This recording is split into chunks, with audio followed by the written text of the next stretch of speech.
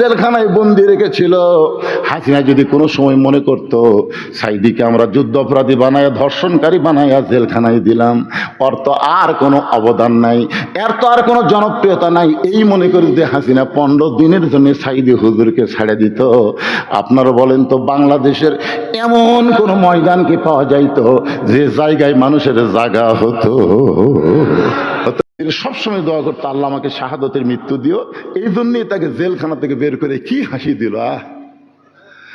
হাসিটা দেখলে মনে হয় এ দুনিয়ার হাসি না, যেন জান্নাতের হাসি। জেলখানা থেকে তাকে হাসপাতালে নিয়ে গেল, হাসপাতালে নিয়ে গেলে তাকে হত্যা করা হলো। সেজন্য আমরা সকলেই বলি আল্লামা সাইদি তুমি মরনি, শহীদ হয়েছো আমরা এটাই জানি। সবাই বলেন আল্লামা সাইদি তুমি মরনি, শহীদ হয়েছো আমরা এটাই জানি। সম্মান দেওয়ার মালিক কে? একটু মনোযোগ দিয়ে শুনবেন। আমল বিল আরকান, ঈমান অনুযায়ী আমল করতে চাই। 1 নম্বরের নাম হলো নামাজ। যদি কোন 1 নম্বরের নাম কি? নামাজ যদি না থাকে লা সালাত আলা ঈমানা, যার নামাজ নাই তার কোনো ঈমান নাই। লা সালাত আলা দীনা, যার নামাজ নাই তার কোনো ধর্মই নাই। বাইনাল আবদি ওয়াল কুফরি তরকুস সালাত, মারাত্মক হাদিস বুখারী শরীফে। বান্দা এবং কাফের এই দুইটা পৃথক করতে গেলে যে জিনিসটা লাগবে তার নাম হলো নামাজ। যে নামাজ পড়ে সে আল্লাহর বান্দা, যে নামাজ পড়ে না সে হলো কাফের। এখন আমার সঙ্গে একটু বলা লাগবে, বেনামাজি আপনারা বলবেন কাফের। এটা কি আমার কথা না রাসূলের কথা? যদি আপনি কাফের না কয়ে মুখ বন্ধ করে থাকেন, তাহলে নবীর কথার সাথে আপনার একমত, আপনি কাফের হয়ে যাবেন। নবীর কথার সাথে দ্বিমত করারও সুযোগ। এখন যেই বলবো বেনামাজি আপনারা বলবেন কাফের। এই যারা এসা মাগরিব পড়নি তোমরাও কও, অসুবিধা নেই, কারণ নবীর কথার সাথে তুমি একমত হলে। ফজর থেকে নামাজ ধরার নিয়ত করলাম, আল্লাহ কয় ফজর থেকে নিয়ত করা মাত্রই যত নামাজ পড়ার না গুনাহ হয়েছে, নামাজ না পড়ার কারণে পাপ হয়েছে, আমি আল্লাহ সব মাফ করে দিলাম। বেনামাজি এত আসতে কনখান, জোরে বলেন বেনামাজি। মান তারাকা সালাত মুতাম্মিদান ফাকাত কাফারা, ইচ্ছা করে এক ওয়াক্ত নামাজ যারা বাদ দিল তারা আল্লাহর সঙ্গে কুফরি করলো। আমরা যারা পুরুষ মানুষ ঈমান অনুযায়ী আমল করতে গেলে 1 নম্বর আমল হলো নামাজ। আর নারীদের জন্য 1 নম্বর আমল কিন্তু নামাজ না। আমার মা বোনের যারা পর্দায় বসে আছেন, আপনাদের জন্য 1 নম্বর আমল হলো পর্দা। 1 নম্বর আমল কি? আর এই পর্দা মেয়েরা করবে, করে দেওয়ার দায়িত্ব কার? কথা কয় না। আপনারা মনে করতেছেন আপনার বউ পর্দা থাকে না, হুজুর আমার কি দোষ? আমার বউ বোরকা পরে না, আমার দোষ কি? আদম আলাইহিস সালামকে যখন জান্নাত থেকে বের করে দিচ্ছে, আদম বলতেছে আল্লাহ আমি তো গন্ধম গাছের কাছেও যাইনি, গন্ধম ফলও খাইনি, হাওয়া যে আমার খিলেছে আমি বুঝবারও পারিনি। যখন বুঝবার পারছি শরবতে গন্ধম আছিল, তখন ডান হাতখানা মুখের মধ্যে দিয়ে আমি রক্ত বমি করছি। এখন বলো আল্লাহ আমার দোষ কোথায়? তুমি কও আল্লাহ। আমি কি গাছের কাছে গেছি? আল্লাহ কয় না। আমি কি ফল খাচ্ছি? না। আমি কি জানি যে শরবতে গন্ধম আছিল? কয় না। যখন জানিছি তখন কি আমি ঢুকি চিবি মারছি? আমি এই হাত ঢুকা দিয়ে বমি করছি, তা আমার দোষটা কোন জায়গায়? আল্লাহ কয় আদম হাওয়া তোমার কে হয়? আদম চিন্তা তুলে গেল, এখন হাওয়া কে হয়? বলতেছে আল্লাহ হাওয়া আমার বউ হয়। আল্লাহ কয় আদম হাওয়া তোমার কে হয়? আদম বলে আল্লাহ হাওয়া তো আমার বউ হয়। আল্লাহ কয় আদম হাওয়া তোমার কে হয়? আদম কয় আল্লাহ একই পেঁচার বারবার পরো কেন? আমার বউ হয়। আল্লাহ কয় আদম পরপর 3 বার বললাম হাওয়া তোমার কে হয়, প্রত্যেকবারই বললাম আমার বউ হয়। তো তোমার বউ কুটি যাবি কি করবি? তুমি স্বামী হিসেবে খেয়াল করবে না? তুমি কেমন স্বামী? তোমার বউ গন্ধমের কাছে গেল, তখন তুমি কোথায় ছিলে?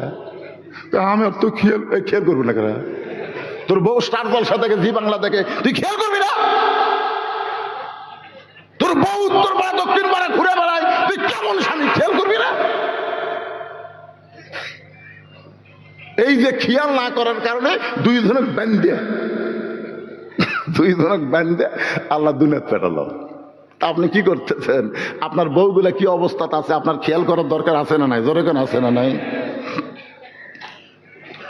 আমার মা বোনের যারা পর্দার অন্তর আছেন শোনেন, মেয়েদের 1 নম্বর আমলের নাম হলো পর্দা। পর্দা যদি না থাকে মা, আপনাদের একটা ইবাদত আল্লাহর দরবারে কবুল হবে না। নবী আমার ফাতেমার ঘরের মধ্যে গিয়ে মুচকি মুচকি হাসতেছে। ফাতেমা বলে, বাবা কি জন্য হাসতেছেন? রাসূল বলে, ফাতেমা শুধুমাত্র পর্দা মানার কারণে আল্লাহ তোমাকে বিশাল একটা ডিগ্রি দিয়েছে। ফাতেমা বলে, বাবা কি ডিগ্রি আল্লাহ দিয়েছে? রাসূল বললেন, সাইয়্যিদাতুন নিসাই আহলিল জান্নাহ ফাতেমাতুজ জোহরা। শুধু এই পর্দার আমল করার কারণে আল্লাহ তোমাকে জান্নাতি নারীদের নেত্রী বানাইছে। কি খুশি না বেজার? ফাতেমা জান্নাতি নারীদের নেত্রী। নামাজ পড়ার কারণে, কথা কয় না, নামাজের কারণে, রোজার কারণে, শুধুমাত্র পর্দার কারণে। ফাতেমা বলতেছে, বাবা তাহলে আমি তো জান্নাতি নারীদের নেত্রী, আমার আর কোনো চিন্তা নাই। রাসূল বলে, ফাতেমা আল্লাহ তোমাকে জান্নাতি নারীদের নেত্রী বানাইছে এটা ঠিক, কিন্তু আল্লাহ তোমার আগে একজন নারীকে জান্নাত দিবে। আপনারা তো সুবহানাল্লাহ বলেন, কিন্তু ফাতেমা তার সুবহানাল্লাহ কয় না। রাসূল বলে, ফাতেমা আল্লাহ তোমার আগে একটা মেয়েকে জান্নাত দিবে, সুবহানাল্লাহ কও। ফাতেমা বলতেছে, না আমার আগে জান্নাতে যাবি, আমি হলাম জান্নাতি নারীদের নেত্রী, আর আমার আগে জান্নাতে যাবি। পুরুষের মধ্যে কিন্তু হিংসা নাই। আবু বকর 1 নম্বর, ওমর 2 নম্বর, ওসমান 3 নম্বর, আলী 4 নম্বর, এভাবে রাসূল নম্বর নম্বর করলো। একটা সাহাবীও কিন্তু করলো না যে আমি আলী থাকতে আবু বকর 1 নম্বর কেন। কারণ পুরুষের মধ্যে কোনো হিংসা নাই, জান্নাত তালি হলো, সুবহানাল্লাহ। কিন্তু মেয়ে মানুষের মধ্যে হিংসা আছে বাবা। হাসিনা ক্ষমতা থাকলে খালেদার শান্তি নাই, খালেদা থাকলে হাসিনার শান্তি নাই। ধরে কোন কথা ঠিক? এই জন্য আগামী ইলেকশনে এই মেয়াকে মাইনাস করে দেওয়া লাগবে। ধরে কোন ঠিক কিনা? একটা মেয়ে বাংলাদেশ আর চলবি না। আজ থেকে 1400 বছর আগে রাসূল বলেছেন, মা তারাক্তু বাদি আলা উম্মতি ফিতনাতুন আদাররা রাসূল মিনান নিসা, রাওয়াহুল বুখারী কিতাবুল ফিতান। আল্লাহ রাসূল বলেছেন, আমার পরে আমার উম্মতের জন্য সবচেয়ে বড় বিপদ হলো মরদ মানুষের জন্য নারী নেত্রী হওয়া। 1400 বছর আগে নবী বলছে, আর আমরা কি বিপদে পড়ছিলাম। এরশাদ চাচার পরে মনে হয় বাংলাদেশ আর কোনো মরদই নাই। কি 90 স্বৈরাচার মুক্ত করলেন, মেয়ের হাতে ক্ষমতা দিলেন, কি হলো? বিপদে পড়লেন। এরশাদ সরকার ক্ষমতা স্বৈরাচার হলেও কোনো বিপদ নাই। রাসূল কোনো বিপদের কথা বলে নাই। রাসূল বলেছেন, হালাকাতে রাসূল হিনা আতাতিন নিসা, পুরুষ জাতি তখনই ধ্বংস হবে যখন তারা নারীদের আনুগত্য করবে। আপনারা ঠিক কন না কেন? বুখারী শরীফের হাদিস বলতেছি, তাও ঠিক না। তাই সামনে একটা চান্স নেন।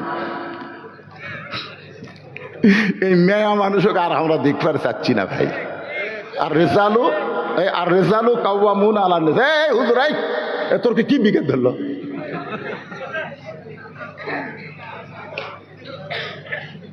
না, কথাগুলো কি আমি কোরআন হাদিসের বাইরে বলতেছি। এই 2টা হাদিস বললাম, একটা বুখারী শরীফ, একটা মুত্তাফাকুন আলাইহি বুখারী মুসলিম শরীফের হাদিস। আর কোরআনে আল্লাহ বলতেছে, আর রেজালু কাওয়ামুনা আলা নিসা, পুরুষরা নারীদের উপরে থাকবে। আমাকে কতগুলো মেয়ে মানুষ মিছিল করে নারী পুরুষের সমান অধিকার দিতে হবে, দিতে হবে। আমরা কতগুলো মরদ পিছন থেকে কই দিতে হবে, দিতে হবে। মেঘ দিতে সামনে, মরদ আছে পিছনে। আপনারা বলেন, নারী পুরুষ যদি সমান অধিকার পায়, আল্লাহর কোরআনের অমাননা হবে না? এটা বুঝাইতে গিয়ে আমি বলছি, পদ্মার চরে জ্বালানি বানাইছে চাটাইয়ের ঘর। হঠাৎ একদিন উঠছে ঝড়, দরজা বন্ধ করা ইন্নালিল্লাহ পড়তেছে আর দোয়া ইনুস পড়তেছে, দোয়া ইনুস। হাসিনাকে একজন কইছে, বিপদে পড়ছেন, কি দোয়া পড়তেছে? হাসিনা বললে, পড়বার গেলে খালি নাম মুখত আসে, এই জন্য এই দোয়া বাদ দিয়েছি, তোর বিপদও জীবনে যাবি না। লা ইলাহা ইল্লা আনতা সুবহানাকা ইন্নী কুনতু মিনাজ জালিমিন। জোরে কোন ঠিক কি না? স্বামী স্ত্রী 2 জন দোয়া ইনুস পড়তেছে, 1 ঘন্টা হয়, ঝড় থামে না। স্বামী বলতেছে, বিবি রে, আমার যে পেশাব লাগলো, আমি এখন কি করব? বউ বলতেছে, দরজা খোলা যাবে না, ধুলাবালি এসে সব মেখে যাবে। স্বামী বলতেছে তাহলে ঘরের কোনাত করি। এত বড় মানুষ ঘরের কোনাত করলে ঘর থাকা যাবে? স্বামী বলতেছে কখন ঝড় থাকবে, আমার যে পেশাব লাগছে কি করব। বউ বলতেছে একটা কাম করেন, এতই জোরে যখন লাগছে আপনি আমার কান্দর চড়েন, কান্দর চড়া ওই চাটায় আপনার যন্ত্র মোতাবেক গোল করেন, করে ওই দিক দিয়ে আউট করেন। কি করবেন এখন? এখন বইয়ের কান্দর চড়ে স্বামী ছিদ্র করে ওই দিক দিয়ে যন্ত্র বার করে পেশাব করছে, 1-8 ঘন্টা হয়, ঝড় থামে না। বউ বলতেছে আমারও তো লাগছে গো। স্বামী বলতেছে ছিদ্র তো করাই আছে, খালি কান্দর চড়বে।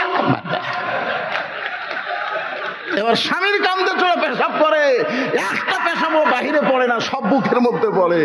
স্বামী চিল্লা বলে পেশাব করি কোথায়, পড়ে কোথায়? বউ বলে মরার স্বামী জানো না, সব জায়গায় সমান অধিকার চলে না। ধরে কোন কথা ঠিক না? মরদ গুলে সজাগ হন, সামনে আসছে শুভ দিন, চিন্তা ভাবনা করে নিন। ঠিক কিনা বলেন? কথা বলেন।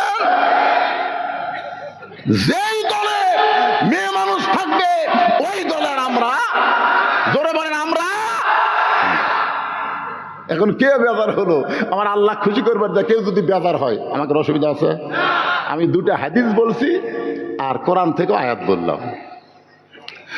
আমল বিল আরকানের উপর কথা বলতেছি। পুরুষের জন্য 1 নম্বর হলো নামাজ, নারীদের জন্য হলো পর্দা। সেইটা বুঝাইতে গিয়া নবী বলতেছেন ফাতেমা, আল্লাহ তোমার আগে একজন মেয়েকে জান্নাত দিবে। ফাতেমা বলতেছে বাবা, সেই মেয়েটা এমন কি আমল করলো যে আমল করার কারণে আমার আগে আল্লাহ তাকে জান্নাত দিবে? মেয়েটার নামটা কি, বাড়ি কোন জায়গায়? রাসূল বললেন ফাতেমা, ওই যে একটা পাহাড় দেখতেছো, ওই পাহাড়ের সামনে ছোট্ট একটা জঙ্গল দেখা যায়, জঙ্গলের পাশে ছোট্ট একটা বাড়ি, ওই বাড়িটা হলো একটা কাঠুরিয়ার বাড়ি। ওই কাঠুরিয়ার বিবি জামিলাকে আল্লাহ তোমার আগে জান্নাত দিবে। আপনার তো সুবহানাল্লাহ ভালোই খুলেন। ফাতেমা বলতেছে একটা কাঠুরিয়ার বউ, সাধারণ একটা কাঠুরার বউ, আমি ফাতেমার আগে জান্নাতে যাবে এমন কি আমল করেছে? রাসূল বলে ফাতেমা, কি আমল করে তোমার আগে জান্নাতে যাবে যদি জানতে চাও তাহলে তদন্ত করে জেনে নাও। পরদিন আসরের নামাজের পরে চুপি চুপি ফাতেমা ওই জামিলার ঘরের দরজায়, জামিলা আমি নবীর মেয়ে ফাতেমা তোমার ঘরে একটু ঢুকবার চাই। জামিলার দরজায় ছোট বাচ্চার মতন কাঁদতেছে। ফাতেমা বলে জামিলা কান্দার কারণ? জামিলা বলতেছে আমার সারা জীবনের সাধনা, আমি নবীর মেয়ে ফাতেমাকে এক নজর দেখবার চাই। ফাতেমা বলতেছে পাগলি নাকি, দরজা খুললি তো আমার সঙ্গে তোমার দেখা হবে। জামিলা বলতেছে দরজা খুলতে বড় ভয় পাচ্ছি, কারণ স্বামী আমার বাড়িতে নাই, আর স্বামীর হুকুম ছাড়া ফাতেমার জন্য দরজা খুলতেও আমি ভয় পাই। ফাতেমা কয় আল্লাহ রে, একটা মেয়ে মানুষ আর একটা মেয়ের জন্য দরজা খুলবি, এটিও স্বামীর হুকুম লাগবি? ফাতেমার আকর্ষণ বেড়ে গেছে। ও বাবা, যাই স্বামীর হুকুম ছাড়া দরজা খোলে না, তার বাড়ির মধ্যে ঢুকতেই হবে কোন আমলের কারণে আমার আগে জান্নাতে যাবে। জামিলা বলতেছো গো নবীর মেয়ে ফাতেমা, আজকের মতো আপনি ফেরত যান, আগামীকাল আপনি এই সময় আসবেন, আসা মাত্র আমি দরজা খুলে দেব, কারণ স্বামী আমার রাত্রে বাড়িতে আসলে স্বামীর কাছ থেকে হুকুম নিয়ে রাখবো। ফাতেমা বললেন অবশ্যই আগামীকাল আসবো ইনশাআল্লাহ। আপনারা বলেন তা আকর্ষণ বাড়ছে না কমছে? ভিতরে না ঢুকলে তো বোঝা যাবে না কোন আমলের কারণে আল্লাহ আমার আগে তাকে জান্নাত দিবে। পরের দিন আসরের নামাজের পরে ফাতেমা চুপি চুপি যখন জামিলার বাড়ির দিকে রওনা দেয়, এমন সময় ছোট্ট ছেলে হোসাইন মায়ের সামনে দাঁড়ায় বলে মা, আপনি গতকাল বিকালবেলা কোথায় গেছিলেন মা? এত খোঁজাখুঁজির পরে আমি পাইলাম না, আজকে আবার চোরের মতন কোথায় যান? আমি হোসাইন আপনার সঙ্গে যাবার চাই। যেদি সন্তানকে হুসাইন সঙ্গে করে ফাতেমা যখন জামিলার বাড়ির দরজায়, হুসাইন বলতেছে মা, এই ভাঙ্গা বাড়ির দরজায় গতকাল কেন আইছিলেন, আবার আজকেও কেন আইছেন মা? এই বাড়িতে এমন কি আছে যার জন্য আমার মা এই বাড়ির দরজায়? এমন সময় ফাতেমা বলতেছে জামিলা, তুমি কি এখন দরজা খুলে দিবে? জামিলা বলতেছে 1 ঘন্টা হলে দরজা দাঁড়িয়ে আছে, আপনি আসা মাত্রই দরজা খুলে দেব। ফাতেমা বলতেছে তাহলে কেন দেরি করতেছো? জামিলা বলে ছোট্ট একটা বাচ্চা আপনাকে মা মা বলে ডাকতেছে, ওই বাচ্চাকে নিয়ে যদি আপনি ঢুকতে চান তাহলে আজকের মতো আপনি ফেরত যান। কারণ আমার স্বামী শুধু আপনার ব্যাপারে হুকুম দিয়েছে। আপনি একটা সন্তান নিয়ে আসবেন, সেই ব্যাপারে তো স্বামীর হুকুম নেওয়া হয় নাই। সঙ্গে সঙ্গে হুসেন বলে, মা আমি তোমার সঙ্গে থাকার কারণে যে মেয়েটা ঘরের দরজা খোলে না, এই খারাপ মেয়ের কাছে তুমি কেন আইছো মা? এই খারাপ মেয়ের কাছে তুমি কেন আইছো? সঙ্গে সঙ্গে ফাতেমা হোসেনকে বুকের মধ্যে নিয়ে মুখে একটা চুমা দিয়ে বলে, বাবা তুমি তাকে খারাপ মেয়ে বলতেছো, তোমার নানা বলেছে ওই মেয়েটা তোমার মায়ের আগে জান্নাতে যাবে। তুমি যারে খারাপ বলতেছো, তোমার নানা কি কয়? তোমার নানা কয় ওই মেয়েটা তোমার মায়ের আগে জান্নাতে যাবে। সঙ্গে সঙ্গে হুসেন বলে, মা তাহলে অযথা এই দরজা ঘুরে কোনো লাভ নাই, আসল জায়গায় যাওয়া লাগবে। ফাতেমা বলতেছে, হোসাইন আসল জায়গা কোনটা? হোসেন বলতেছে, আসল জায়গা না চিনলে কোনদিন তুমি আল্লাহর আমল করতে পারবা না। সল্লাগন আমল বিল আরকান, আমল বিল আরকান এটা জানবার গেলে আসল চেনা রাখবে। আসল কি? মনে হে বড় আশা ছিল আমি যাব মদিনায়। আব্দুল আলিমের গান বন্ধ করে দিছিল জানেন? আব্দুল আলিম মনে বড় আশা ছিল যাব মদিনায়, এই গানটা বাদ দিয়ে তুমি গান গাও। মনে বড় আশা ছিল যাব মক্কা মদিনায়। তুমি মক্কা বাদ দিয়ে খালি মদিনায় যাবার চাও। মক্কায় 1 রাকাত নামাজ পড়লে 1 লক্ষ রাকাত নামাজের সওয়াব, আর মদিনাতে 1 রাকাত পড়লে 50,000 সওয়াব। তুই মক্কা বাদ দিয়ে খালি মদিনার কথা কও। সঙ্গে সঙ্গে আব্দুল আলিম বললেন, কুল ইন কুনতুম তুহিব্বুনাল্লাহ ফাত্তাবিউনি ইউহিব্বুকুমুল্লাহ। রে দুনিয়ার আলেমরা শোনো, ওই মদিনার মানুষটাকে যদি কলিজার মধ্যে জায়গা দিবার পারো, মদিনার মানুষটার সুন্নত আদর্শ যদি মেনে নাও, তাহলে শুধু মক্কা নয়, মক্কার মালিক পর্যন্ত তোমার হয়ে যাবে। এখন বলেন আসল জায়গা মক্কা না মদিনা? কথা কয় না। এটা শোনার পরেও আপনাকে মনে মক্কা মক্কা হয়? রাসূল আছে যেখানে, ইসলাম গেছে সেখানে। জোরে কোন কথা ঠিক কিনা? হিজরত করে নবী মদিনায় গেছে, ইসলাম মদিনায় আছে। হতে মক্কার পরে, মক্কা বিজয়ের পরে নবী কাবার ঘরে দরজা খুলে দেখে 360টা মূর্তি কাবার ভিতরে। ওমর ফারুক বলেন, ইয়া রাসূলুল্লাহ কাবা ঘরের মধ্যে মূর্তি। আল্লাহ রাসূল বলেন, ওমর আমরা যেখানে ইসলাম সেখানে, আমরা যেখানে না ইসলাম সেখানে থাকবে না। কাবার কোনো ক্ষমতা আছে? বার করো মূর্তি। সব মূর্তি বার করে ভাঙ্গা চুরমার করা হলো। আমাদের নবী মূর্তি ভাঙ্গার, আমরা তার উম্মত হয়ে মূর্তি আদর করার না, আমরাও ভাঙ্গার। জোরে কোন কথা ঠিক কিনা? তাই বলে আমরা হিন্দুকে মূর্তি ভাঙবো না।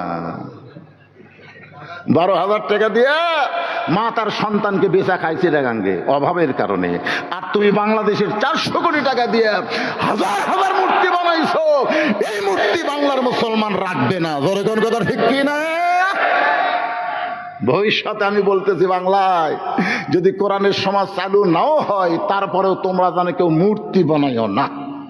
মূর্তি বানালে কি? এইবারে মূর্তি ভাঙ্গা থেকে বুঝিছে ভাই, যখন হাত দিয়ে পারতেছিল তখন বুলডোজার দিয়ে ভাঙিছে। একটা আমি দেখলাম ঘাড়ের উপর যে বসাতে ভাই দিয়া, আর গলার দড়ি হাতের দড়ি দিয়ে টানতেছে। কি হাসি না তোর চোখত পড়িনি কে রে? এটা মুসলমানের দেশ। সুবহানাল্লাহ বলেন। আমল বিল আরকান, ঈমান অনুযায়ী আমল করতে গেলে কেমন আমল করা লাগবে? আমার মা বোনেরা যারা পর্দায় আছেন একটু মনোযোগ দিয়ে শুনবেন। হোসাইন মায়ের হাত ধরে টেনে নিয়েছে নানার কাছে। ফাতেমা বলতেছে, বাবা আমার কোনো দোষ নাই, আমার কোনো দোষ নাই। আমি প্রথম দিন গেছি, স্বামীর হুকুম পাইনি দেখে দরজা খোলেনি। আজকে দ্বিতীয় দিন গেছি, বাবা হোসাইন থাকার কারণে দরজা খোলেনি। কোন আমলের কারণে আমার আগে জান্নাতে যাবে? দরকার হলে আমি 10 বার জমা, কয়বার আমাকে জানাই লাগবে কোন আমলের কারণে। কিন্তু এই হোসাইন আমার কাম শেখছে, এই আমার হাত ধরে আপনার কাছে নিয়ে আইছে, এখানে কিন্তু আমার কোনো দোষ নাই। সঙ্গে সঙ্গে হোসাইন মায়ের হাত ছাইরা দিয়ে নবীর হাত চাইপা ধরে বলতেছে, না না শিশুকালে মা হারাইছো, মায়ের দরদ পাও নাই, আর তুমি কি বলতে পারো না না তোমার মা আর আমার মা এই দুইজনের মধ্যে কার মা আল্লাহর কাছে বড়? তুমি কি বলতে পারো না না 6 বছর বয়সে তুমি মা হারাইছো, ঠিক মতো মায়ের আদরও পাওনি। আর আমার মাকে তুমি পাঠাইছো একটা কাঠুরের বউ জামিলার ঘরের দরজায়। ও না না, কোন আমলের কারণে কাঠুরের বউ আমার মায়ের আগে জান্নাতে যাবে এটা না বলা পর্যন্ত আমি তোমার হাত ছাড়ব? এই বলে এমন ভাবে হাত ধরছে। আল্লাহ নবী তখন ডাক দিচ্ছে, আলী রে, আলী। হঠাৎ আলী চুমি করছে, কে রে আমাকে এভাবে নবী ডাকতেছে কেন? ঘরের মধ্যে দিয়ে যায়, বলা সালাম আলাইকুম রাসূলুল্লাহ। রাসূল বললেন, রাসূল বাত, নবী বাত। আমি নানা, এটা আমার লাতি, তুই আমার জামাই, ওটা আমার মেয়ে। ঘরের মধ্যে কিসের নবী রে? সুবহানাল্লাহ। নবী যখন দরজা বন্ধ করছে, মা আয়েশা থরথর করে কাঁপতেছে। রাসূল বলে, আয়েশা কাঁপো কেন? বলে, আপনার জুতার পরশে আল্লাহর আরশ ধন্য হয়ে গেছে হুজুর, আপনার ঘরে আমার ভয় লাগতেছে। আল্লাহ রাসূল বলে, আয়েশা যতক্ষণ দরজা জানলা বন্ধ ছিল ততক্ষণ আমি নবী ছিলাম, এখন দরজা জানলা বন্ধ করছি আমি নবী? আয়েশা বলে, হুজুর আপনি কি? বলে, আমি স্বামী, তুমি আমার বউ, তাড়াতাড়ি আসো। বুকের মধ্যে একটা চাপা মারি, সুবহানাল্লাহ লাগে। মা আয়েশাকে বুকের মধ্যে নিয়ে তখন রাসূল চাপা মারছে। আল্লাহ কয়, জিবরাইল, নবী নয় স্বামী তার বউকে আদর করা দেখে আমি আল্লাহর আরশ পর্যন্ত আনন্দিত হয়ে গেছে। ধরে কান সুবহানাল্লাহ। আলী, কোন আমলের কারণে কাঠুরের বউ ফাতেমার আগে জান্নাতে যাবে সেটা একটু তুই বলে দে। আনা মাদিনাতুল ইলমি ওয়া আলিও বাবুহা, আমি হচ্ছি ইলমের শহর, আলী হচ্ছে তার দরওয়াজা। আলী বলতে তো, হুজুর আপনি কিন্তু নিষেধ করছিলেন, হুজুর আপনি কিন্তু নিষেধ করছিলেন। আল্লাহ নবী বললেন, তোর বেটা যেইভাবে আমার হাত চাইবা ধরছে, আজকে বলার হুকুম দিয়ে দিলাম। ফাতেমা উঠে গিয়া স্বামীর কাছে বলতে, স্বামী গো, আমার আগে কাঠুরের বউ জামিলা জান্নাতে যাবে, এটা যদি আপনি জানেন তাহলে আমাকে কেন বলেন নাই? আলী বলতেছে, আপনার বাবা আল্লাহর নবী আমাকে নিষেধ করেছিল, আজকে যখন বলার হুকুম দিল তাহলে শোনো। ও ফাতেমা, কোন আমলের কারণে ওই কাঠুরের বউ তোমার আগে জান্নাতে যাবে এইটা যদি তুমি শুনবার চাও তাহলে তোমাকে ধৈর্য ধরে শোনা লাগবে। কারণ এক মেয়ের কাছে আর এক মেয়ের তারিফ করলে মেয়ে মানুষের ধৈর্য বাড়ে না কমে? কথা কয় না?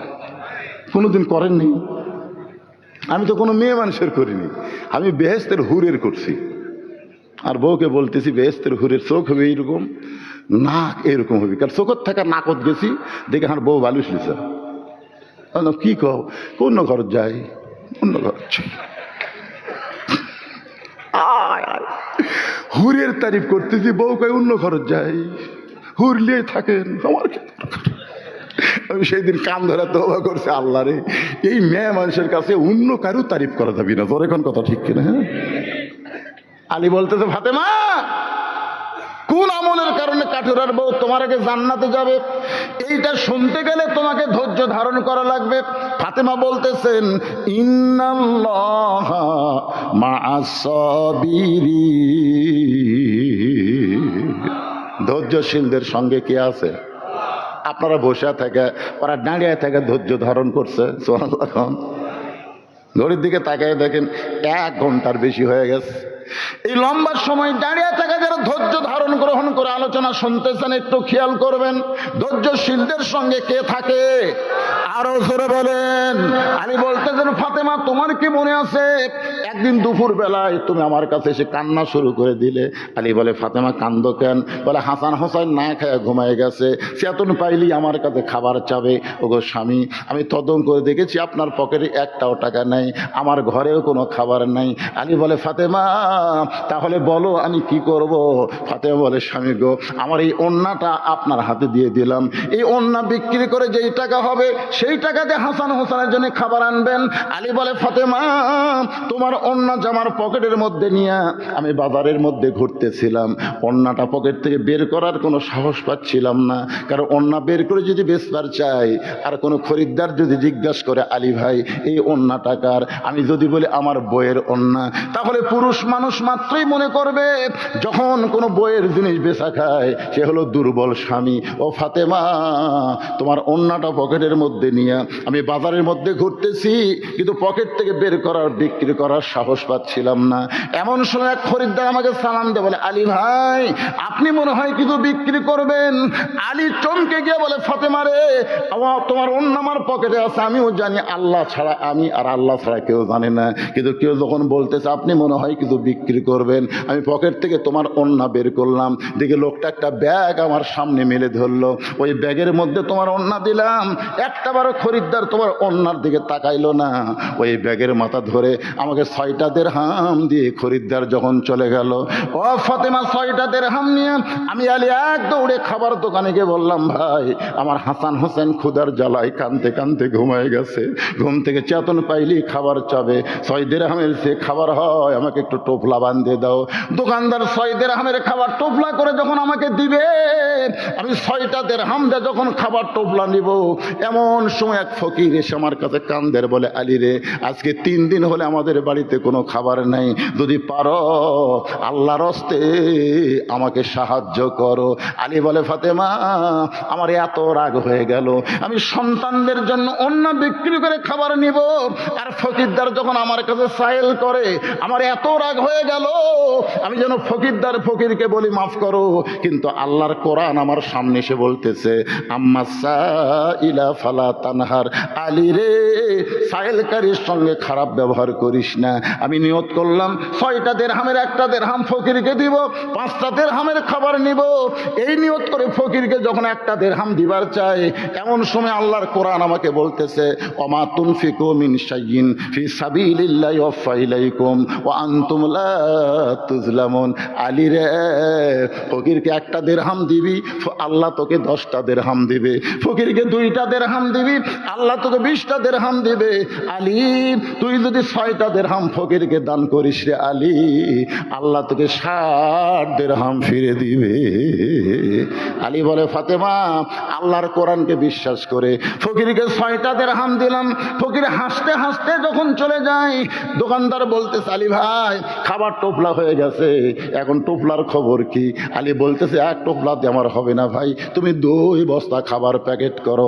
আমি দোকানদারকে 2 বস্তা খাবার প্যাকেট করার কথা বলে আমি বাজারের মধ্যে ঘুরতেছিলাম, আর মনে মনে বিশ্বাস করে বলতেছিলাম, আল্লাহ তুমি বলেছো, ওমা তুনফিকু মিন শাইইন ফি সাবিলিল্লাহি ইউওয়াফা ইলাইকুম ওয়া আনতুম লা তুজলামুন। আল্লাহ তোমাকে যে দেয় তুমি তাকে ফিরিয়ে দাও, 1 দিলে তুমি 10 দাও, কিন্তু আল্লাহ আমি ইনটি পকেটে একেবারে খালি পকেটে বাজারে ঘুরতেছি, আমারে তুমি কখন দিবা? আলী বলে, ফাতেমা এমন সময় দেখে এক ব্যক্তি উট নিয়ে আমার কাছে এসে, আলী ভাই উটটাকে আপনি কিনবেন? আমি বললাম, 1টা টাকাও তোমার পকেটে নাই, উটটা কেমনি কিনবো? উটওয়ালা বলতেছে, 100 দিরহাম বাকিতে উটটা কিনবেন, এটা কিনে আপনি বাজারে বিক্রি করে টাকা দিবেন। আলী বলে, ফাতেমার জীবনে এত বড় সুযোগ, 100 দিরহামে বাকিতে উটটা কিনে। যেই মাত্র উটের দোকানে বাজারে গেলাম, চারিদিক থেকে মানুষ আমাকে ছাকে ধরে বলতেছে, বলেছেন আল্লাহ রাসূল বলেছেন, যে কোরআন শিক্ষা গ্রহণ করে অপরকে শিক্ষা দেয়, সব চাইতে সম্মানী ব্যক্তি খায়রুকুম মান তাআল্লামাল কোরআন ওয়া আল্লামা। আর আপনি হলেন পৃথিবীর সবচাইতে বড় আলেম। আপনি কোরআনের শিক্ষা দেওয়া ছাড়া, আল্লাহ রাস্তায় দাওয়াত দেওয়া ছাড়া এই উট ব্যবসা কবে থেকে শুরু করলেন?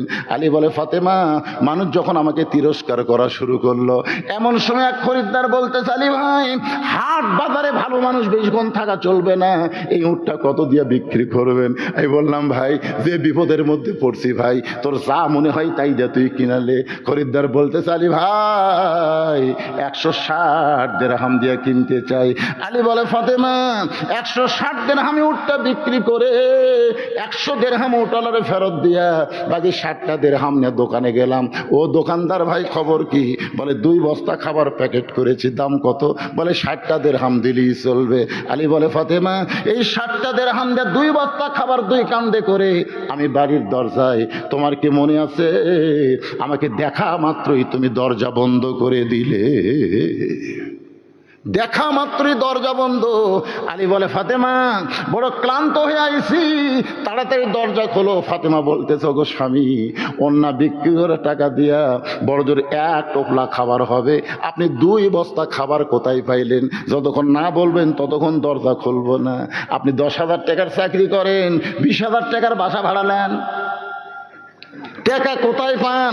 স্ত্রী হিসাবে জানার অধিকার আছে না নাই? দরকার আছে না নাই? আজকে প্রত্যেকটা স্ত্রী যদি মনে করতো না খাইয়া মরে যাব কিন্তু হারাম খাবো না, বাংলাদেশের একটা স্বামীও দুর্নীতি করতো না। জোরে কোন ঠিক কি না? ওন্না বিক্রি করে টাকা দিয়া বড়জোর এক টোপলা খাবার হবে।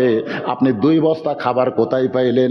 আলী বলতেছে, ফাতেমা খালি দরজা খুলে দাও, ভিতরে গিয়েই তোমাকে বলতেছি। ফাতেমা বলতেছে, আগে বলেন তারপরে দরজা খুলবো।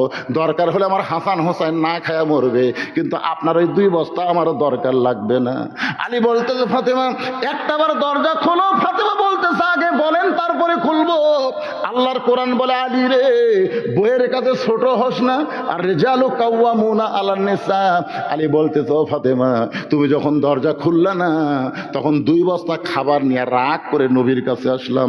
নবী তখন বসেছিলেন। বর্ষা নবী উঠে এসে আমাকে বললেন, আলী দে দে, তুই বড় ক্লান্ত হয়ে গেছিস, তোর কাঁধের বস্তা আমি নামায় দেই। আল্লাহর নবী 2 বস্তা আমার কাঁধ থেকে নামায় নিয়ে আমার কপালে একটা চুমা খাইলেন। আমি খুশি না হওয়াতে নবী বললেন, আলী তোর কাঁধ থেকে বস্তা নামায় নিয়ে তোর কপালে চুমা দিলাম, এরপরেও তুই কেন খুশি না? আমি বললাম, নবী গো আপনি ভালো, কিন্তু আপনার মেয়ে তো ভালো না। আপনি আমার কপালে চুমা দিয়া কাঁধ থেকে বস্তা নামাই নিলেন, কিন্তু আপনার মেয়ে বাড়ির দরজা খুললো না। রাসূল বলে, আলী ফাতেমা যদি দরজা খুলতো তাহলে তুই আমার কাছে আসতি। আলী বলতে, হুজুর দরজা খুললে আবার কেমনে আসবো? রাসূল বলে, আলী রে ফাতেমা দরজা না খোলার পেছনে কারণ হলো তোর কাছে যেই খরিদ্দার ওন্না কিনেছে। তুই কি বলতে পারিস আলী কে ওন্না কিনেছে? আলী বলতেছে, ইয়া রাসূলুল্লাহ আমি জানি না। রাসূল বলে, আলী তুই কি বলতে পারিস কোন ফকির তোর কাছে ভিক্ষা চাইছে? আলী বলতেছে, ইয়া রাসূলুল্লাহ আমি জানি না। নবী বলে, আলী রে কে তোর কাছে উট বিক্রি করলো আর কে তোর কাছ থেকে উট কিনলো তুই কি বলতে পারিস? আলী বলতেছে, রাসূলুল্লাহ আমি তো কিছুই জানি না। রাসূল বলে, আলী রে ফাতেমা দরজা না খোলার পিছনে কারণ হলো তুই রাগ করে আমার কাছে আসবি, আর এই 4টি বিষয় আমি নবী তোরে জানায়া দিব। লিল্লাহে তাকবীর। কে তোর কাছ থেকে অন্না কিনলো? কোন ফকির তোর কাছে ভিক্ষা নিল? কে তোর কাছে উট বিক্রি করলো? কে আবার খরিদ্দার হয়ে উটটা নিল? তুই যদি শুনতে আসিস আলী তাহলে ধৈর্য নিয়ে আমার সামনে বস। ফাতেমা বলতেছে, জামিলা আমার আগে জান্নাতে কেমনে যাবে সে ওয়াজ বাদ দে, এটা কি ওয়াজ শুরু করছেন? আলী বলতেছে, এই জন্যই তো বললাম ধৈর্য ধরা লাগবে। আমার মায়েরা যারা পর্দার অন্তরে আছেন, পুরুষের 1 নম্বর হলো নামাজ, আর নারীদের 1 নম্বর হলো পর্দা। এই 4টা কথা আমি আপনাদের বলবো, অসুবিধা আছে ভাইজান? এখন 2 নম্বর আলোচনা হলো আত্তাকুল্লাহ, ভয় করতে হবে আল্লাহর। আর আল্লাহর ভয় যদি করতে চাই, ওয়াকুনু মা'আস সাদিকিন। আল্লাহু আকবার বলেন। কি বিরক্ত হচ্ছেন? নড়াচড়া করবেন। ঘড়ির দিকে তাকায় দেখেন রাত 11টা 20 বাজতেছে। না না, কয়টা পর্যন্ত ওয়াজ হবে সেটা তো পরের কথা।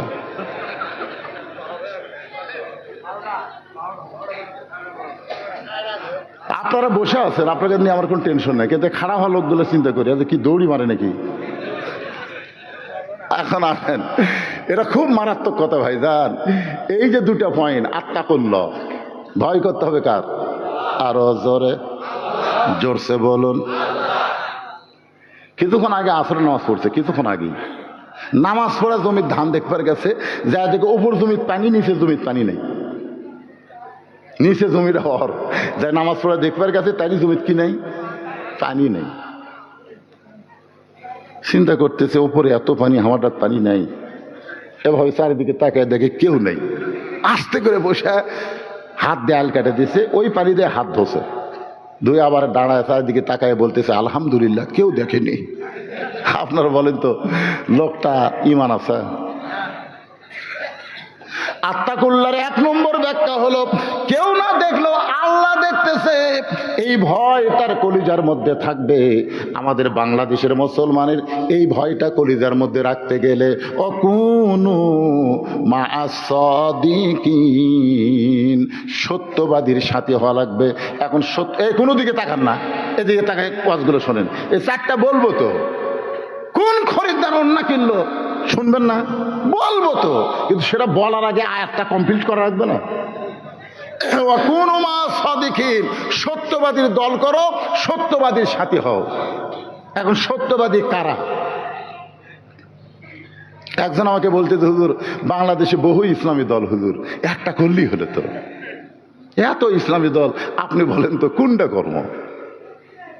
তখন আমি বলছি যে ভাই, কোনো দলের নাম নিলে তুমি আবার মনে করবে আমি ওই দলের ক্যানভাসার, দরকার নেই, কোনো দলের নাম নিচ্ছি না, তোমাকে একটা বুদ্ধি দেই।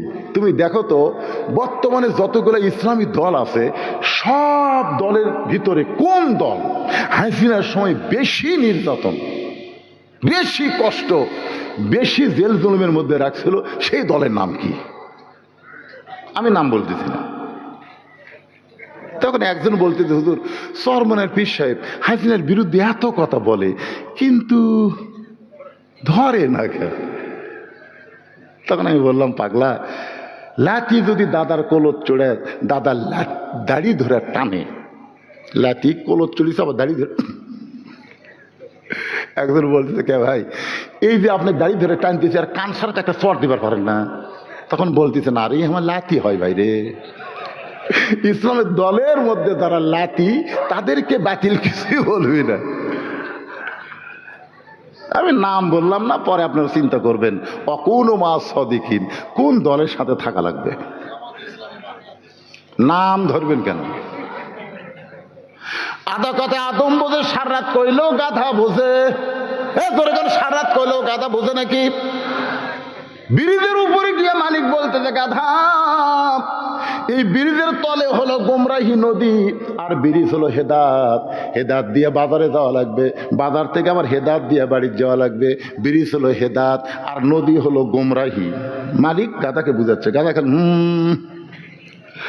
বাজারে 2 মণ চিনি গাধার পিঠের উপর তুলে দেয়, পিঠে পেটে বান্দা দিয়ে মালিক বলতেছে, ও গাধা, হেদাত দিয়ে বাড়ি যাবি, খবরদার গোমরাহির মধ্যে যেন নামিস না।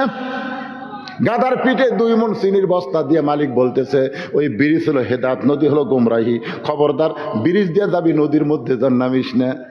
গাধা নদী পর্যন্ত আইসা ওই চিনির বস্তার কারণে গাধার গাও ঘামে তৃষ্ণা লাগছে। আপনার বলেন তো মালিকের বাড়ির পানি আছে না নাই? কিন্তু গাধার নজর গোমরাহির দিকে চলে গেছে, নদীর দিকে। গাধা বলতেছে, একটুখানি কষ্ট করে নদী গোমরাহির পানি খাবো, হেদাত দিয়ে বাড়ি যাব। একটুখানি কষ্ট করে নিচে নামে গোমরাহির পানি খাবো, হেদাত দিয়ে বাড়ি যাব, এই মনে করে গাধা যখন নদীর কিনারায় গিয়ে পানি খাবার চায়, আপনার দেখবেন গাধার এই জায়গার মুখ থুতনি একটু লম্বা, থুতনুকি, থুতু দেখেননি? থুতু থুতু থুতু একটু লম্বা, যেই পানি খাবার গেছে থুতু লেগে পানি ঘোলা। গাধা কয়, কষ্ট করে যখন নামছি ঘোলা পানি খামো, আর একটু নামবো। আপনারা বলেন তো, হেদাত দিয়ে যায় মালিকের বাড়ির পানি আছে না নাই? কিন্তু ওই থুতু দিয়ে ঘোলা হয়ে গেছে। 2 পাও যেই নামাজে, পাও দুটো যেই নামাজে ঘোলা আরো বেড়ে গেছে। গাধা কয়, 2 পাও যখন নামাছি আমি টলটলাই খামো, ঘোলা খামো না। এই 2 পাও তুলে 4 পাও যখন নামাজে, ভাই পানির ঘোলার এরিয়া বেড়ে গেছে। ওই তো সামনে পরিষ্কার দেখা যায়, ওর পিঠের উপর যে কি আছে ওইটার দিকে খেয়াল না করে ওই সামনে যাতে যাতে এখানে পরিষ্কার পানিও খাচ্ছে, পিঠ ছাড়া দেয়, ওজন কমা যায়, পিঠ ছাড়া দেয়, ওজন কমা দেয়। তখন গাধা কয়, কে রে, এতদিন মালিক আমাকে ভুল বুঝেছে রে, মালিক আমাকে ভুল বুঝেছে। হেদাতের মধ্যে কষ্ট রে, গোমরাহির মধ্যে কোনো কষ্ট নাই। মানে যতই নিচে যায় চিনি গোলা গোলা ওজন কমা যায়। গাধা কয়, আবার কষ্ট করে হেদাত তোতম মারমো সাঁতার। একেবারে সাঁতার মারছে, নদী পার হয়ে গেছে, বস্তা আছে চিনি নেই, বস্তা আছে কি নেই। গাধা বাড়িতে গেছে, মালিক যায় দেখে, আরে গাধার বস্তা আছে চিনি নাই। এত ওয়াজ করলাম গাধা, বুঝাবার পারলাম না। পরের দিন আবার যাওয়ার সময় বলতেছে, এই গাধা, এই ব্রিজ হলো হেদাত, নদী হলো গোমরাহি, খবরদার নদীর মধ্যে নামবি না, ব্রিজ দিয়ে যাবি, বাড়িতে সব খাবার পাবি। গাধা খালি মনে মনে কয়, তুই যতই ওয়াজ কর, কার মধ্যে শান্তি আমার জানা আছে। মালিক কিন্তু গাধার মনের খবর জানে। 2 মণ তুলে পিঠের ওপর বস্তা করে দিয়েছে। 2 মণ তুলে, ধরে কোন কয় মণ? 2 মণ তুলার বস্তা নিয়ে গাধার আরো শরীর গরম হয়ে গেছে। আগের দিন গাধা চিন্তা ভাবনা করে নামছে, কিন্তু আজকে আর চিন্তা ভাবনার দরকার নাই, কারণ যত নিচে যাবে ততই শান্তি। গাধা এক টানে মাঝখানে যেই গেছে। গতকাল গোলা গোলা বার হচ্ছে, আর আজকে সঁত করে ভিতর ঢুকতেছে। 2 মণ তুলে 20 মণ হচ্ছে। গাধার সাঁতার দিবার পারে। মালিক বলে, গাধা রে, তুই গাধা হয়ে মালিকের সঙ্গে সিটারি করলি, এত বুঝাইলাম, ব্রিজ হলো হেদায়েত, নদী হলো গোমরাহি, এরপরে হেদায়েত বাদ দিয়া তুই গোমরাহির মধ্যে নামলি। আমরা হলাম আদম সন্তান, আদা কথায় আমরা বুঝবো, গাধার মতন এত বুঝান লাগবে না। ধরে কোন কথা ঠিক কি না? অকোনো ও মা আসাদিকিন। আল্লাহ রাসূল বলে, আলী, যে ফাতেমার ওন্না কিনেছে সেইটা দুনিয়ার কোনো খরিদ্দার নয়। ফাতেমা হলো পর্দানিশী, আর পর্দানিশী নারীর ওন্না দুনিয়ার কোনো মানুষ কিনা আল্লাহ পছন্দ করে নাই। এই কারণে আল্লাহ নিজে খরিদ্দার হইয়া, নিজে স্বয়ং খরিদ্দার হইয়া একটা ফেরেশতাকে মানুষ বানায়া তোমার কাছে ফাতেমার ওন্না 6 দিরহামে কিনে, ওই ওন্নাটা রাসূল বলতেছে বর্তমানে আল্লাহ জান্নাতের মধ্যে যত্ন করে রাইখা দিয়েছে। আচ্ছা ঠিক আছে, আপনার ব্যাগ পাঠান, ব্যাগ দিয়ে দেন, আর ওয়াজও চলবি, ব্যাগও চলবি। আপনারা কি বুঝতে পারতেছেন? একবার ব্যাগ দিছে, তখন এই সামনে কয়টা লোক আসছিল, পিছনের লোকগুলো হচ্ছিল না, এরাও এত আসছিল না। এই মাদ্রাসার উন্নয়ন করে একজনও যেন উঠা বসা করেন না, প্যারালাইসিস কিন্তু রোগ হবে। হ্যাঁ, আপনারা কি মনে করতেছেন যে আলী একটা দিয়ে কয়টা পাবে? 1 টাকা দিয়ে কয়টা পাবে? 10টা। 1 দিরহাম দিলে কয় দিরহাম? আল্লাহর কোরআনকে বিশ্বাস করার কারণে পাইছে কি পাইনি? যেরকম পাইছে কি? কথা বলেন। 6 দিরহাম দিয়ে 7 দিরহামে 2 বস্তা খাবার নিয়ে যাচ্ছে, তার মানে কি? আপনারাও বিশ্বাস করেন 100 টাকা দিলে 1000 টাকা পাবেন, 1000 টাকা দিলে 10,000 পাবেন, আজকে না পালে কাল সকালে পাবেন। যখন বলে হুজুর কেমনে পাবো, কেমনে পাবেন? আগামীকাল মোটরসাইকেল নিয়ে পদ্মতলা বাজারে যাওয়ার আগে ভুটভুটির সাথে বাজা আপনার অ্যাক্সিডেন্ট হবে, একটা পা যাবে, একটা হাত যাবে, 50,000 টাকা খরচ হবে। কিন্তু আজকে যদি আপনি 1000 টাকা দান করেন, ওই আগামীকালের বিপদ থেকে আল্লাহ পাক আপনাকে বাঁচাবে। আপনি জানেন আগামী মাসে আপনার 17 বছরের বুলবুলি মেয়েটা একটা ভ্যানালার সাথে প্রেম করে বাড়ি হয়ে যাবে, আপনি জানেন? জানেন না তো? আজকে আপনি 1000 টাকা দিবেন, ওই প্রেম আপনার মেয়ে ভুলে যাবে। আপনার ছেলে, এই যে কতগুলো ছেলে আছে আইডিয়ার মতন, R15 মোটরসাইকেল প্যাকেল এই এই এই এই করতেছে, ওই যে বাজে মরবি সেটা আপনি জানেন। আর সাথে সাথে তার উদ্দল বালা, আজকে আপনি দান করেন, 1 বছর আপনাকে ডাক্তারের কাছে যাওয়া লাগবে না। সুবহানাল্লাহ বলেন। এই জন্য বিশ্বাস করবেন, আল্লাহর কোরআনকে বিশ্বাস করার দরকার আছে না নাই?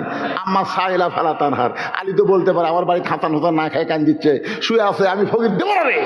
কিন্তু আল্লাহর কোরআনকে বিশ্বাস করে একে একে 6টা দিরহাম দিয়ে দিলেন।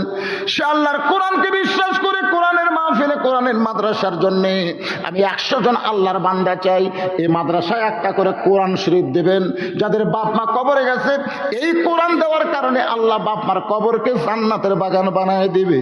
100 জন আল্লাহর বান্দার কাছে 100টা কোরআন শরীফ, এক কোরআন শরীফ মাত্র 500 টাকা।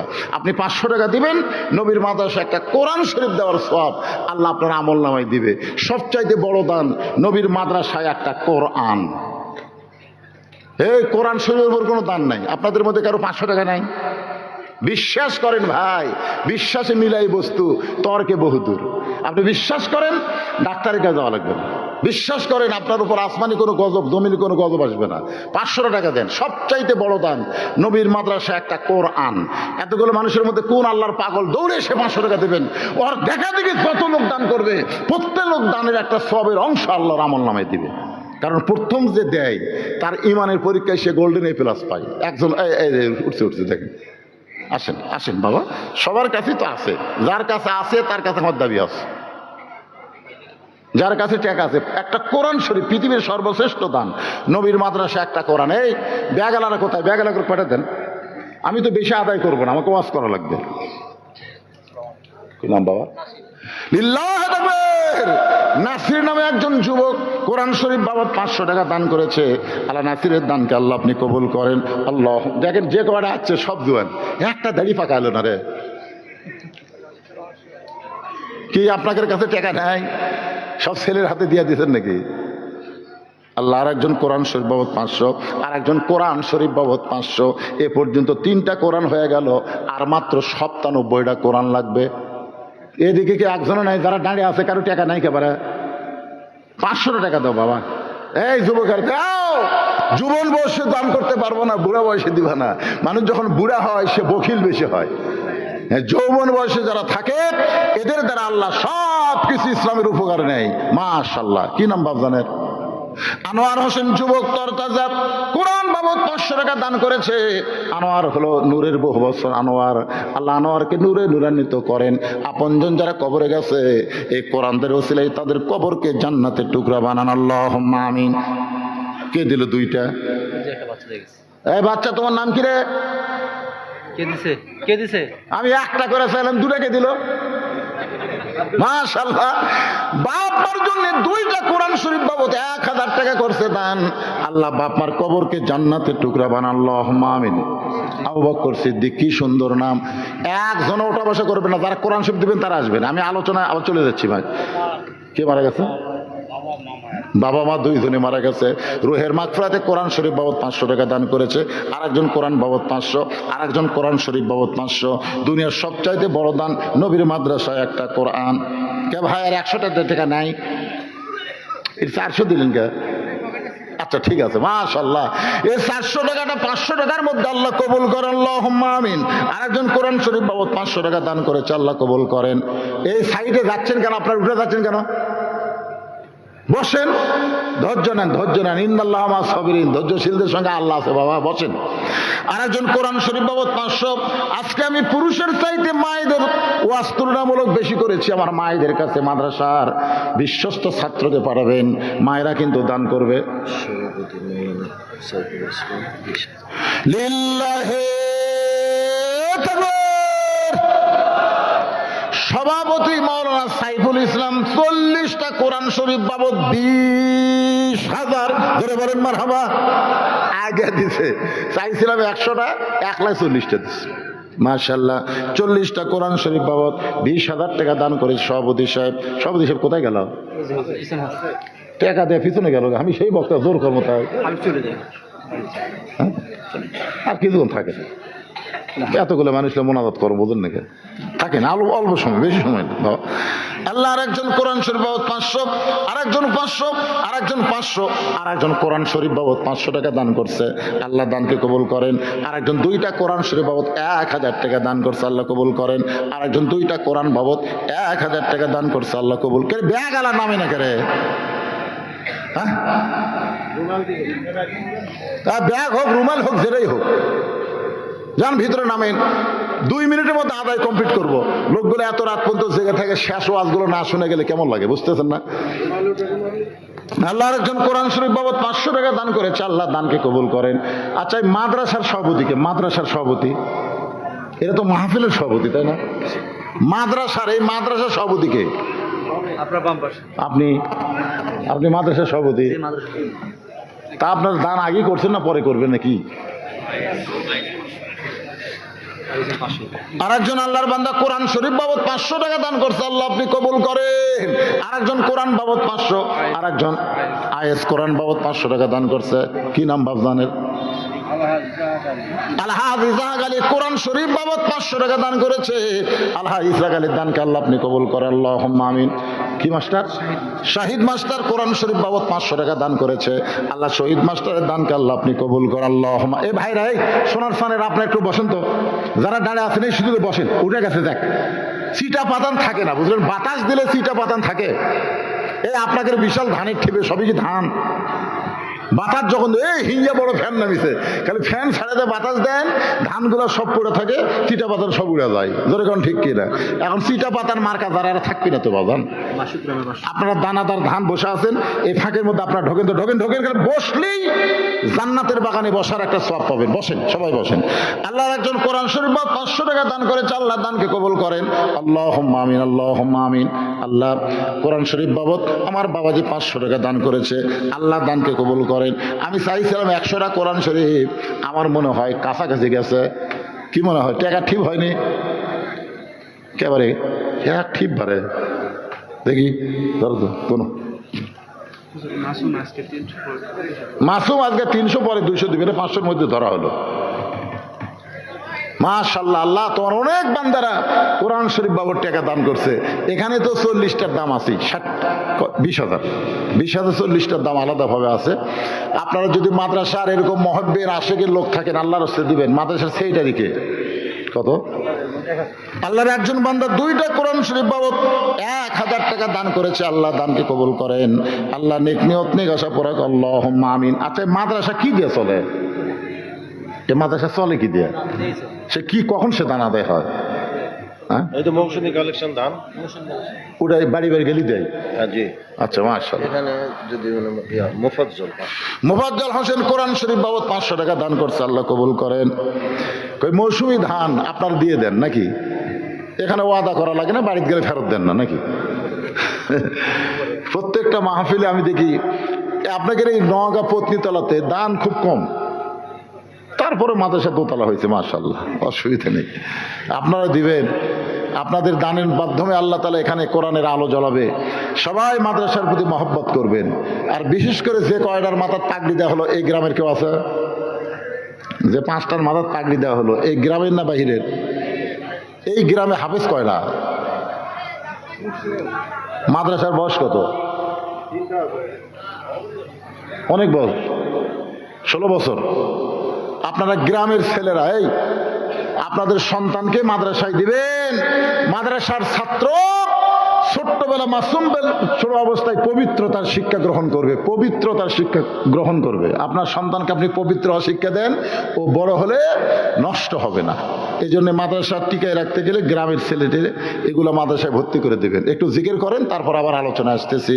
লা ইলাহা ইল্লাল্লাহ, লা ইলাহা ইল্লাল্লাহ, লা ইলাহা, লা ইলাহা ইল্লাল্লাহু মুহাম্মাদুর রাসূলুল্লাহ সাল্লাল্লাহু আলাইহি ওয়াসাল্লাম। আল্লাহ নবী বলেন, আলী, যেই খরিদ্দার তোমার কাছে ওন্না কিনেছে, এইটা দুনিয়ার কোনো মানুষ না, স্বয়ং আল্লাহ।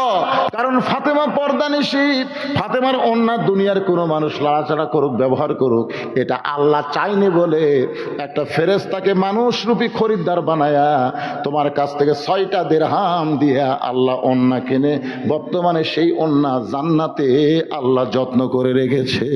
সুবহানাল্লাহ খান। আলী, যেই ফকির তোমার কাছে ভিক্ষা চাইছে, এইটা দুনিয়ার কোনো মানুষ না।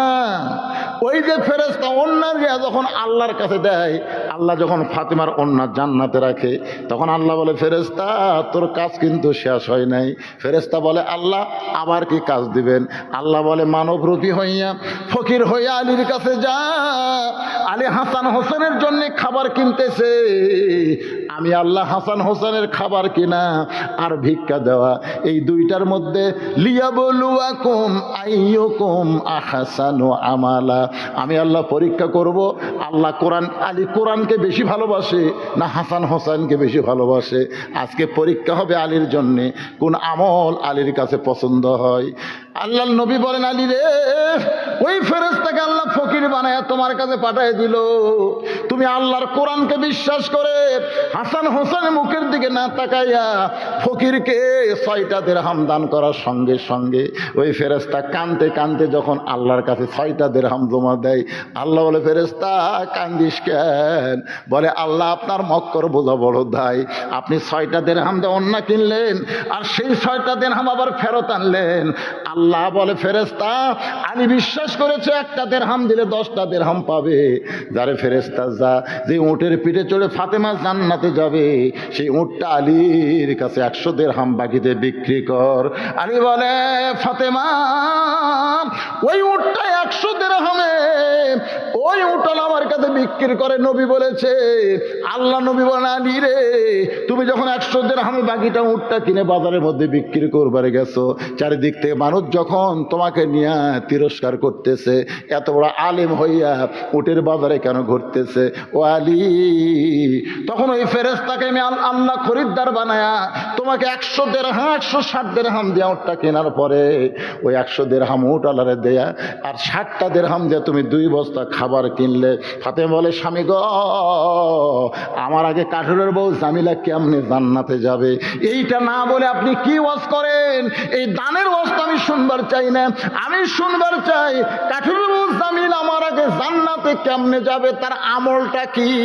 আলী বলতেছেন ফাতেমা তাহলে শোনো, তুমি জান্নাতি নারীদের নেত্রী হওয়ার কারণে আল্লাহ তোমাকে হেঁটে হেঁটে জান্নাতে নিবে না, উটের পিঠে করে আল্লাহ তোমাকে জান্নাতে নিবে। কারণ তুমি হইলা সাইয়্যিদাতুন নিসাই আহলেল জান্নাহ, জান্নাতি নারীদের তুমি সর্দারিনী হওয়ার কারণে আল্লাহ তোমাকে উটের পিঠে করে জান্নাতে নিবে। উটটা চলতে চলতে ওই তো জান্নাতের দরজা দেখা যায়, আর মাত্র 100 ধাপ গেলেই জান্নাত পাওয়া যাবে। কিন্তু ওখানে উটটা ব্রেক করবে, ফেরেশতারা বলবে আল্লাহ ফাতেমা যেই উটের পিঠে চড়ে জান্নাতে রওনা দিল, সেই উটটাতে ব্রেক করলে এখন করব কি? আল্লাহ বলে ফেরেশতা উটটা যদি সহজে যাবার না চাই, উটটাকে টেনে টেনে জান্নাতে নিয়ে যাওয়া লাগবে। ফেরেশতা বলে আল্লাহ উটের কি ধরে টানবে? উটের তো টানার মতন কিছুই নাই। আল্লাহ বলে ফেরেশতা তাহলে শোনো, 6টা দিরহাম দিয়ে ফাতেমার ওন্না কিনে আমি জান্নাতের মধ্যে যত্ন করে রাইখা দিয়েছি, ওই ওন্নাটা নিয়ে আসা উটের গলায় বেঁধে দাও। আলী বলতেছেন ফাতেমা তোমার ব্যবহৃত ওন্নাটা উটের গলায় বেঁধে দেওয়ার পরে এক মুড়া যখন নিচে ঝুলতে থাকবে, তখন ফেরেশতারা বলবে আল্লাহ এখন উটটাকে কে টেনে টেনে জান্নাতে নিয়ে যাবে? ফেরেশতারা বলবে আল্লাহ কে টেনে জান্নাতে নিয়ে যাবে? এমন সময় আল্লাহ বলবেন জামিলা রে, কাঠুরার বিবি জামিলা, তোমার স্বামী সব সময় দোয়া করত, যখনই 2টা হাত তুলতো তখনই বলতো আল্লাহ আমার যে বউটা আমার হুকুম ছাড়া ফাতেমার জন্য দরজা খোলে না, আমার সেই বউটাকে তুমি সবার আগে জান্নাত দিও। আমার যে বউটা আমার হুকুম ছাড়া ফাতেমার দরজা খোলে না, আমি গরিব কাঠুরিয়া দুনিয়ার জীবনে তাকে ভালো ঘরে রাখতে পারি নাই, ভালো কাপড় দিবার পারি নাই, ভালো খাবার দিবার পারি নাই, আমি একটা হতভাগ্য স্বামী। এমন স্বামী ভক্ত বউ পাওয়ার পরে আমি খুশি হয়ে তোমার কাছে কান্দি আল্লাহ আমার জামিলাকে তুমি সবার আগে জান্নাত দিও। আলী বলে ফাতেমা আমি কোনোদিন সবার আগে তুমি জান্নাত পাও এই দোয়া আমি স্বামী করি নাই, কিন্তু কাঠুরা করার কারণে আল্লাহ স্বামীর দোয়া বইয়ের জন্য কবুল করে। আল্লাহ দোয়া কবুল করছে, এখন কাঠুরের বউ জামিলাকে কেমনে সাইয়্যিদাতুন নিসার আগে জান্নাত দিবে, কেমনে দিবে? আল্লাহ হিকমত করে বলবে জামিলা আমার ফাতেমা জান্নাতে যাবে, উটটা যখন যাবার চায় না তুমি অন্যার নিচে ধরে উটটাকে টেনে টেনে জান্নাতে নিয়ে যাও। তুমি ফাতেমা মনে করবা আমি জান্নাতে যাচ্ছি, আমি জান্নাতে যাচ্ছি, কিন্তু আল্লাহর হিকমত হলো উটের পিঠ থেকে তোমার পা জান্নাতে পড়ার আগে ওই জামিলার পা জান্নাতে আগে যাবে। সঙ্গে সঙ্গে ফাতেমা বলে আল্লাহ যেই মেয়েরা পর্দার মধ্যে থাকবে আর যেই মেয়েরা স্বামীর কথা মতো চলবে ওই সকল মেয়েদেরকে ফাতেমা জামিলার সঙ্গে জান্নাত দিও। পুরুষের 1 নম্বর হলো নামাজ, আর নারীদের 1 নম্বর হলো পর্দা। আমার মা বোনদের জন্য যে ওয়াজটা করলাম এই 2টা যদি আমল করে, 1 নম্বর পর্দা, 2 নম্বর স্বামীর কথা মতো চলা, নামাজ আর রোজা মেয়েদের কোনো কষ্ট না। জোরে কোন ঠিক কিনা? অনেক মেয়ে আমাকে কয় হুজুর সবে মেয়েরাদের কয় রোজা? আমি কইলাম একটা মরদ আমার কোনোদিন কয়নি এই মেয়েরা। আমি কইলাম বাবা মেয়েরাদের কোনো রোজা নেই। কি কোনো হুজুর আমার নানি থাকছে দাদি থাকছে আগেকার হুজুরা কয়নি দেখে মেয়েরাদের কোনো রোজা নাই রে, সবে বরাতের কোনো রোজা নাই রে পাগলি, আরাফাতের রোজা আছে, প্রত্যেক মাসে আয়ামবেদের 3টা করে রোজা আছে, রাসূল রোজা আছে, রাসূল সোমবারে রোজা রাখছে, তুমিও রাখতে পারো। জোরে কোন কথা ঠিক কথা বলেন? মেয়েরা কিন্তু রোজা নিয়ে খুব পারদর্শী, নামাজে তোদের কোনো অসুবিধা নেই, কিন্তু এই 2টার এই স্বামীর কথা তো শুনবি না। আপনাদের বউগুলা শোনে শোনে মাশাআল্লাহ। তবে প্রেমিকা প্রেমিকের যেরকম কথা শোনে বউ সেরকম স্বামীর কথা শোনে না। কে কয় শোনে? বিয়েই করেনি, তাই করছে শোনে শোনে, ওই বিয়েই করেনি। বিয়া করে বাবা মালটা কি তখন বুঝবি। আমি এত বড় হুজুর, তারপর আমি নিজের চোখে দেখছি আমার বাপক দিয়েছে বয়কা বিস্কুট, আমার শ্বশুরক 5 তরকারির ভাত, নিজের চোখে দেখা। শ্বশুর সোমবারে আসবে, বউ শনিবার থেকে আমার কান গরম করে। আমার বাপ কিন্তু দেশি মুরগি খায়, পাঠাশি মাছ খায়, ট্যাংরা খায়, দই খায়, মিষ্টি খায়, সব কিনে দিছি। আমার বউ সকাল থেকে সন্ধ্যা পর্যন্ত পাক করে যখন শ্বশুরের সামনে দিছে, বাবা শ্বশুর খাচ্ছে না, জোর করে দিচ্ছে, আব্বা আর এক টুকরা খান, আব্বা আর এক টুকরা খান আব্বা। আমি দূর থেকে দেখি আর আনন্দ পাই। মেয়েরা আসলেই বাপকে ভালোবাসে, বাপ খাবারই চায় না। আমার শ্বশুর এক সময় রাগ করে কি বললো জানেন? এই জন্যই তোর কাছে আসবেন, এই জন্যই এত খাওয়া দাওয়া। অথচ আমি নিজের চোখে দেখছি আমার বাবার সামনে এক থালি বিস্কুট দিছে, বাবা বিস্কুট খায় আর এই লোক দেখারি। আমি দূর থেকে দেখলাম কে রে বিস্কুট খায়, দাঁত খিলাল করে, কারণ কি? আমি কাছে এসে সালাম দিলাম, আসসালামু আলাইকুম। আব্বাকে কিছু সালাম রে হুজুর, তুই ভালো বিস্কুট চোখে দেখিস না? যতবার তোর বাড়ি যাচ্ছি তোর বউ কি বিস্কুট দেয়, খালি দাঁতের মধ্যে বেজে যায়। আমি এক বিস্কুট লে চাপাই দেখি ভাই বিস্কুট ড্যাম হয়ে গেছে, ড্যাম। পিঁপড়া খায় না, আটশুলা ধরেনি, ওটা আমার বাবক দিচ্ছে। আল্লাহর কোরআন আমার সামনে এসে বলতেছে, আল্লাযী খালাকাল মাউতা ওয়াল হায়াতা লিয়াবলুয়াকুম আইয়ুকুম আহসানু আমালান ওয়া হুয়াল আজিজুল গফুর। মাওলানা আল্লাহ তোকে নেক আমলের পরীক্ষা করবি। এই সময় তোর কি আমল? তোর বাপক বয়কা বিস্কুট দিছে রে, দাঁতের সাথে বাজা গেছে, কি করবো হুজুর? জান্নাত যাব না? তখন আমার বিবেক বলল, যা হেকমত কর।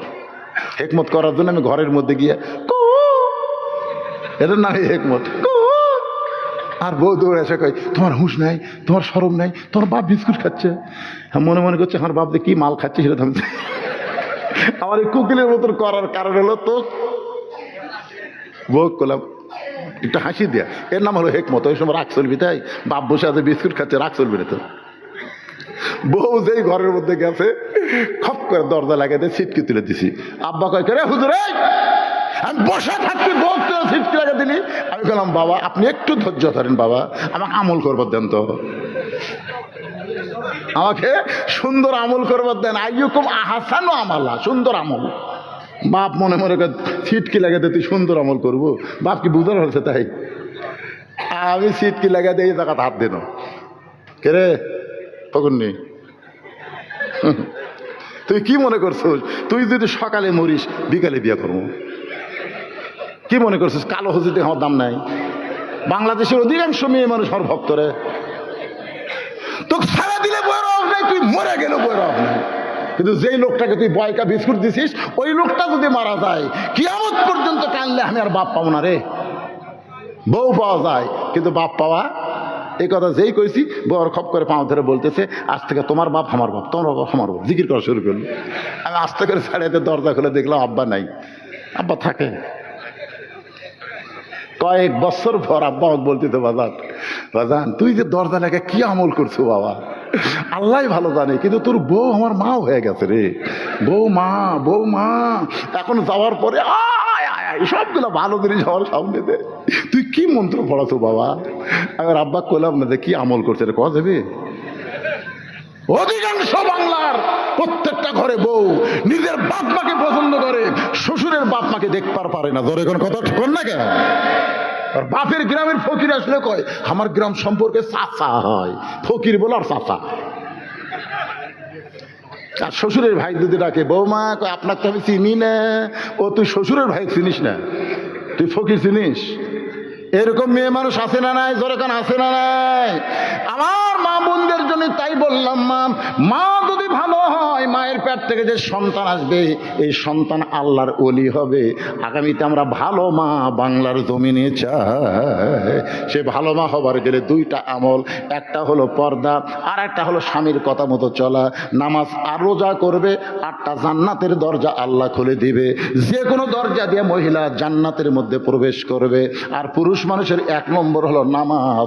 যার নামাজ আছে তার সবই আছে। আল্লাহ কোরআনে বলেছেন, ইন্নাস সালাতা তানহা আনিল ফাহশাই ওয়াল মুনকার। একমাত্র নামাজই পারে মানুষকে যাবতীয় ফাহিশা পাপাচার থেকে হেফাজত করতে। আপনার বলেন তো, বর্তমানে যুবকদের হাতে যে মোবাইল বর্তমানে আছে, এই মোবাইলের মধ্যে সব আছে না নাই? কথাখান আছে না নাই?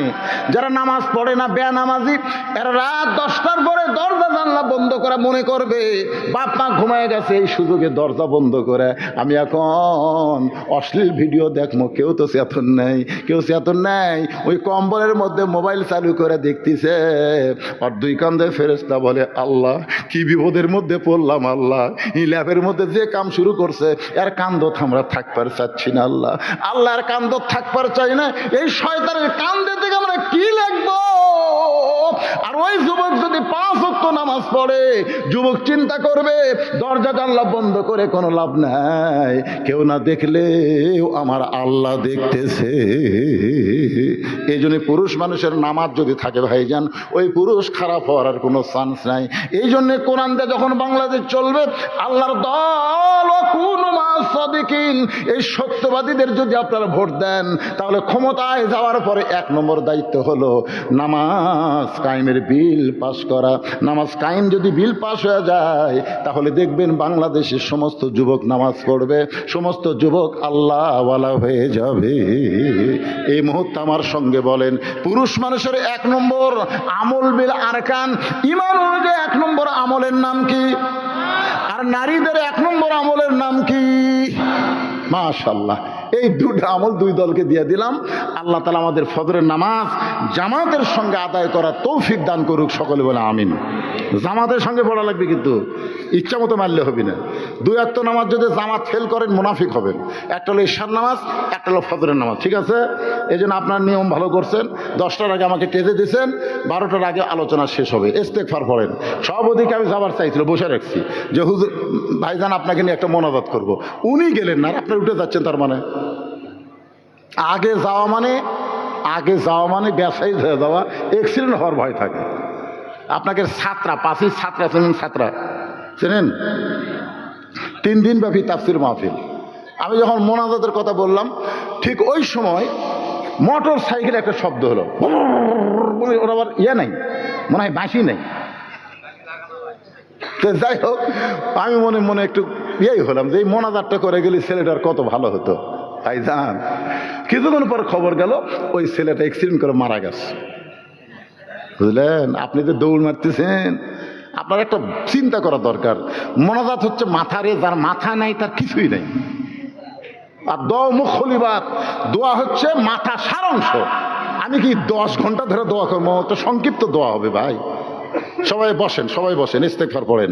আস্তাগফিরুল্লাহ রব্বি মিন কুল্লি জামবি ওয়া তুবু ইলাইহি, আস্তাগফিরুল্লাহ রব্বি মিন কুল্লি জামবি ওয়া তুবু ইলাইহি, লা হাওলা ওয়ালা কুওয়াতা ইল্লা বিল্লাহিল আলিয়্যিল আযীম। আল্লাহুম্মা সাল্লি আলা মুহাম্মাদ, আল্লাহুম্মা বারিক আলা মুহাম্মাদ। মোনাজাতের পরে আমার লেখা একটা বই আছে, সুন্নাতের বাগান। এটা আমার মাদ্রাসার এতিমদের সৌজন্যে বিক্রি হয়। এই বই বেচালে একটা পয়সা খাওয়া আমার জন্য হারাম। আপনার যে বইটা নেবেন 50 টাকা হাদিয়া দিয়ে, এই 50 টাকা হাদিয়া এতিমদেরকে দান করার সব পাবেন, আর একটা বইও পাবেন, দানেরও সব, বিনিময়ে একটা সুন্নাতের বাগান বই পাবেন। এই টেজের ওপর সামান্য কয়টা বই থাকবে, এখানে বসে থাকবে ছেলে, আপনার নিয়ে যাবেন। এখন দোয়া হচ্ছে, দোয়া করে দিলে।